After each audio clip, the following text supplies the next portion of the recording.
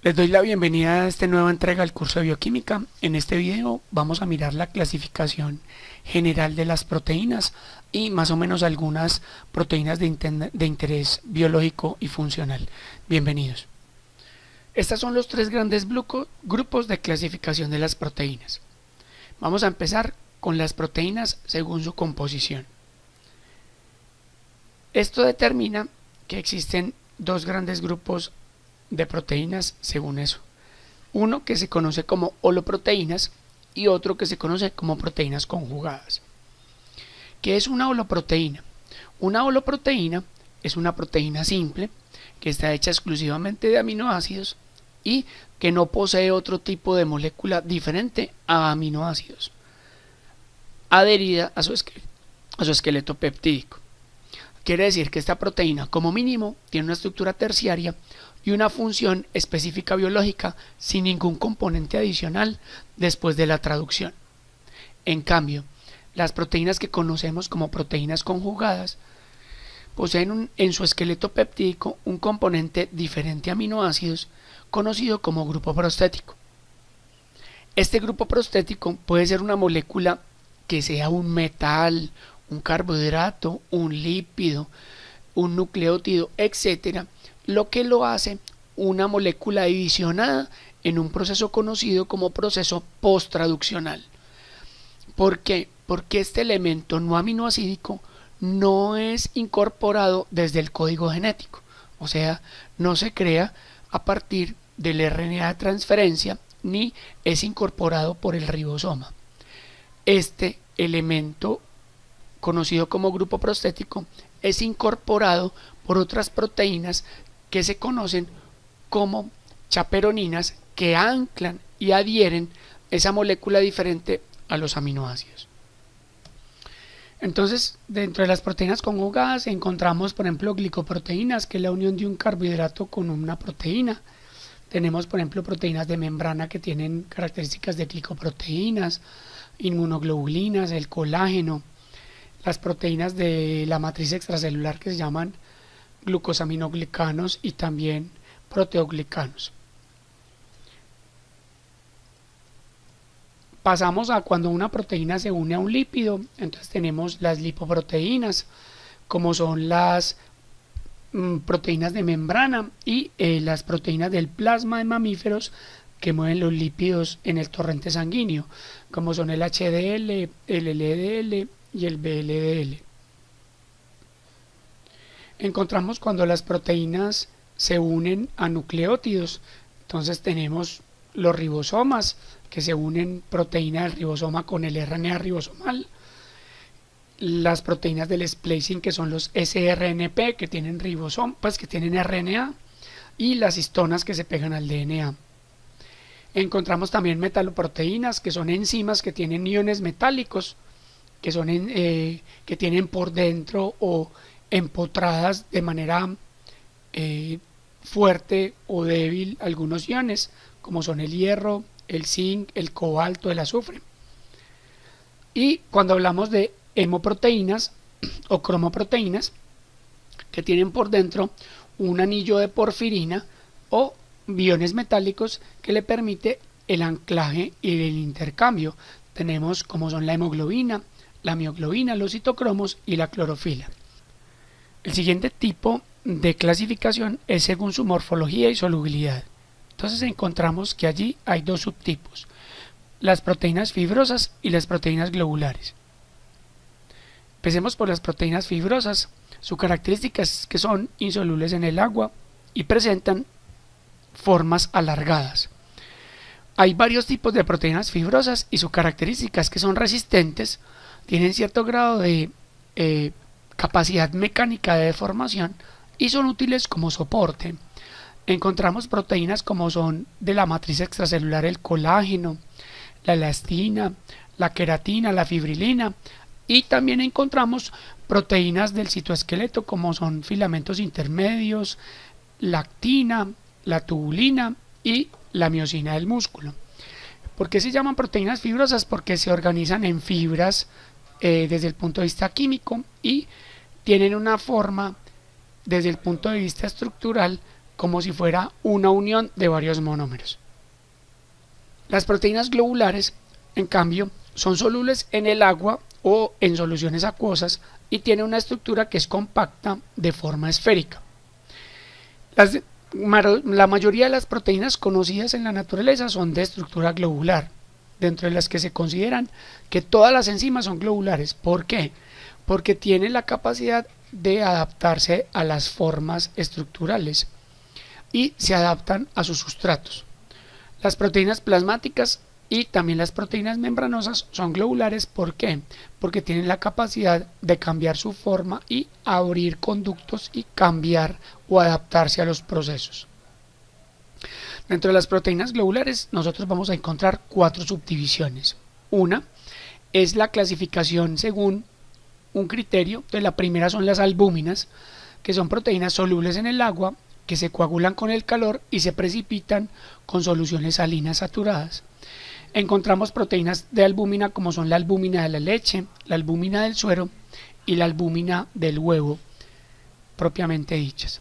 Esta tiene la capacidad que se forman coagulaciones y se pueden liofilizar. Las proteínas tipo globulinas, que es el segundo subtipo, son escasamente solubles en el agua, pero son solubles en soluciones salinas que son diluidas. Ahí encontramos todas las proteínas del plasma sanguíneo y específicamente otro tipo de proteína que se denominan inmunoglobulinas, que también hacen parte del plasma sanguíneo. Y la tercera se llaman las gluteínas, que son solubles en soluciones ácidas o bases diluidas, o sea, en soluciones que tengan pH extremo, pero son insolubles a pH neutro. Esta, la que encontramos, es la gluteína del trigo, que es una proteína que le da la elasticidad a los polisacáridos. Y por último encontramos las prolaminas. Las prolaminas son solubles en soluciones acuosas, pero en soluciones que son desde el punto de vista etanólicas. En agua pura no son solubles. Encontramos 2 tipos, que son la ceína del maíz, que es la que le da la coagulación a las características de un exopolisacárido del maíz, y la gliadina del trigo, que son las que le dan capacidad de coagularse desde el punto de vista funcional. El último ítem de clasificación que vamos a revisar es la clasificación de las proteínas según su función biológica. Este ítem es muy amplio. ¿Por qué? Porque puede ser una clasificación que aborde varias disciplinas. Entonces podemos ver una función biológica desde la perspectiva de la inmunología, de la biología molecular, de la biología celular, de la fisiología animal, vegetal, desde las enzimas, desde la bioquímica, desde el catabolismo, desde el metabolismo, etc. Voy a mostrar un poco qué ítems se observan y voy a dar una perspectiva general de esta clasificación.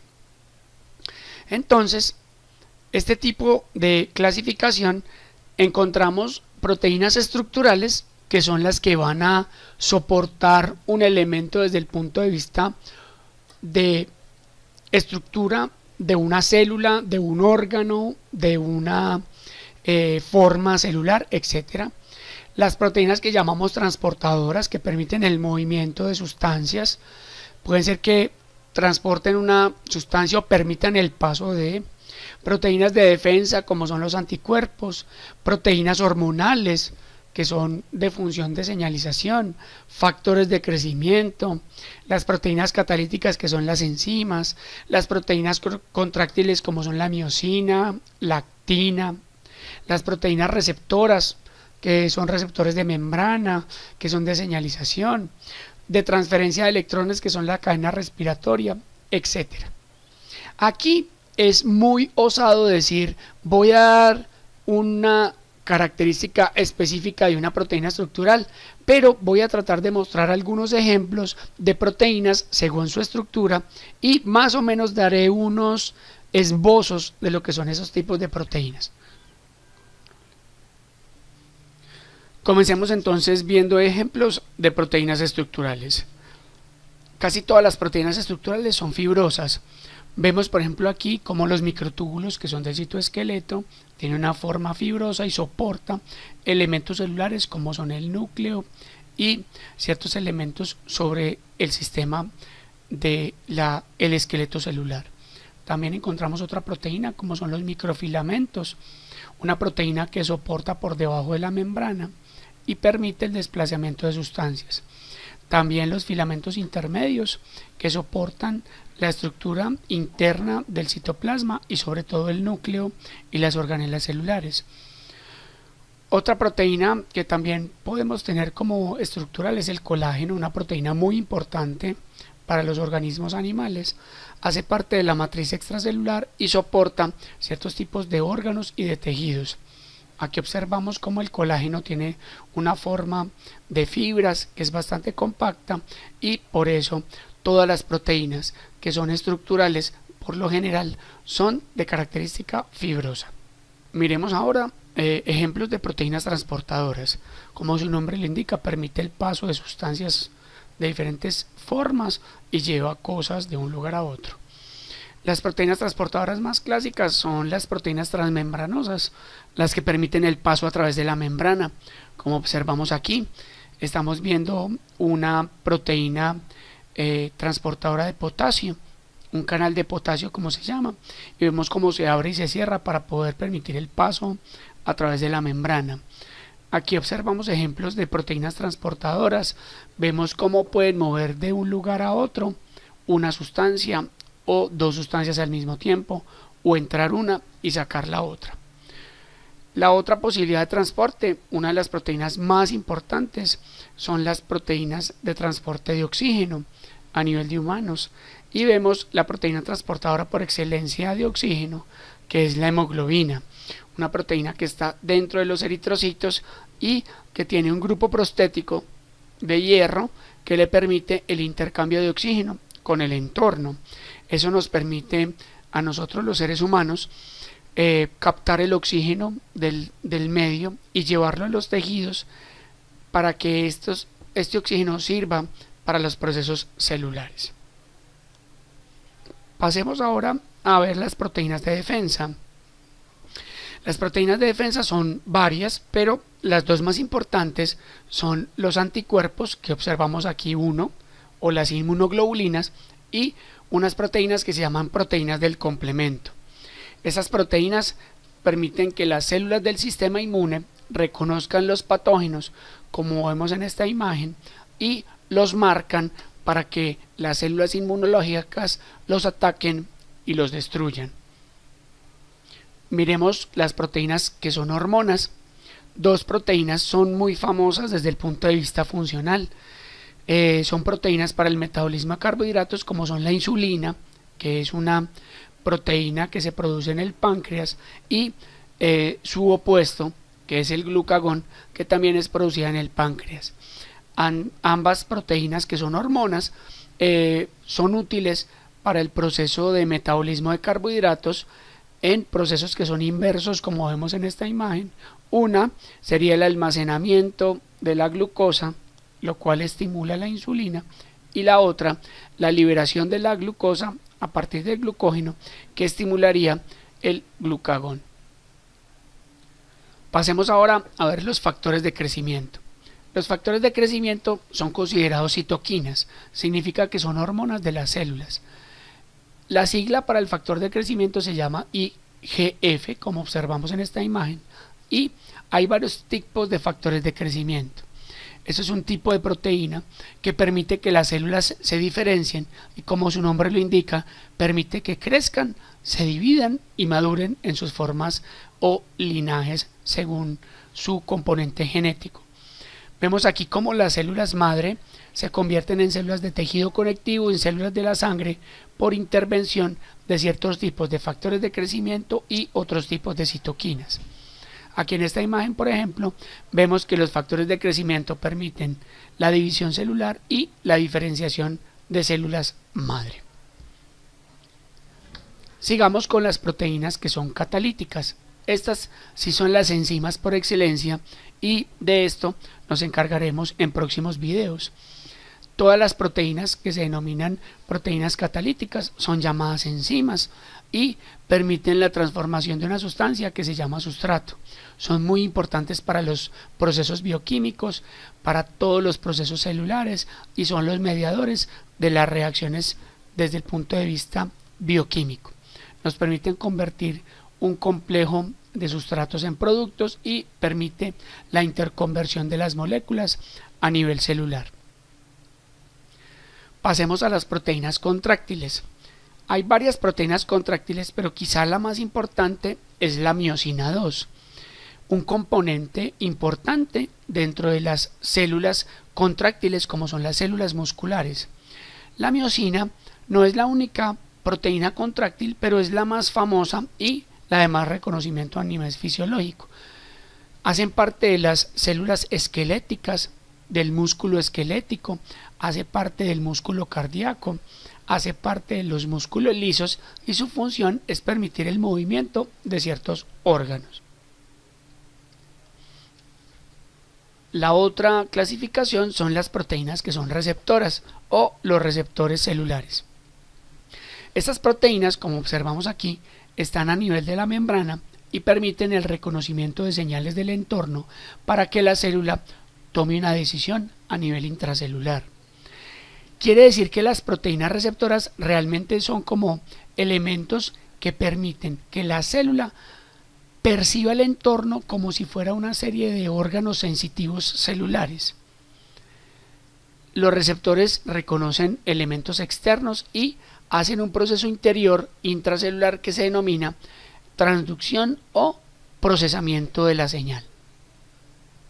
Para terminar, vamos a ver lo que son las proteínas transportadoras de electrones.